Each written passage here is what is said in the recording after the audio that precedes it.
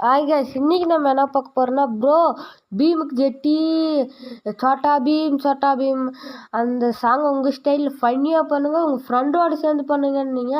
அதுக்காக தான் நம்ம ஃப்ரெண்டை காலியாக கெட்ட போட்டு கூப்பிட்டு வந்திருக்கோம். அண்ணா இது வித்தியாசமாக இருக்குண்ணா, வித்தியாசமாக இருக்கு. அடங்கப்பா இது உலக நடிப்புடா சாமி. इतना बाए छोटा भीम छोटा भीम छोटा भीम छोटा भीम